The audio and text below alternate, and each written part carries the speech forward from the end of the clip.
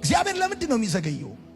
ስለማይወደን ካልሆነ የሚወደኝ ከሆነ በእኔ ማዘን የሚያዝን ከሆነ እግዚአብሔር ለምን ይዘገያል? እግዚአብሔር ለምን ይዘገያል? ወዳጆቼ የመጀመሪያ አንደኛ እግዚአብሔር የሚዘገየው የተሻለ ነገር ሊሰጣችሁ፣ የተሻለ ነገር፣ ተራ ነገር፣ ቀላል ነገር፣ ዝም ብሎ ሃይ ኮፒ የሆነ ነገር፣ የማይረባ ነገር፣ ለክብር ያልሆነ ነገር ሊሰጣችሁ አይፈልግም። ስር ያለው ዋጋ ያለው በሳት ተፈትኖ የሚያልፍ ውድ የሆነ ነገር ለዛሬ ብቻ ሳይሆን ለነገ የሚጠቅማችሁን ነገር ሊሰጣችሁ ይፈልጋል። ሁለተኛ እግዚአብሔር የሚዘገየው በእርሱ ብቻ እንድትታመኑ ነው። በእርሱ ብቻ እንድትታመኑ ፈልጎ ነው እግዚአብሔር። በሌላ እንዳትታመኑ።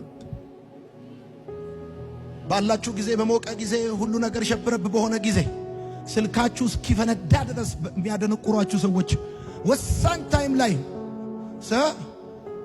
በቴክስት አይደለም፣ በሚሴጅ አይደለም፣ በፈለከው ነገር ብደው በእግዚአብሔር እንድትታመኑ የሚዘገየው። ሶስተኛው ለሌሎች እምነት እንድትሆኑ ነው እግዚአብሔር የሚዘገየው። ደቀ መዛሙርቱን እንደዚህ አላቸው፣ ታምኑ ዘንድ አላቸው። እኔ አሁን በዛ ባለመሆኔ ስለእናንተ ደስ ይለኛል አላቸው። ስለዚህ ባላዛር ጉዳይ እምነት ለጴጥሮስ፣ ባላዛር ጉዳይ እምነት ለዮሐንስ፣ እምነት ለያዕቆብ። ሄሎ ያንቺን ጉዳይ ያየ እግዚአብሔር አይጥልም፣ እግዚአብሔር አይረሳም፣ እግዚአብሔር አይተውም ይላል። ሰው ሲያይሽ እግዚአብሔር ታላቅ ነው ይላል። አብርሃምን አንብበ ነው እግዚአብሔር አምላክ ባለቀ ሰዓት እንደሚጎበኝ የገባ። እውነቴን ነው የምነግርህ።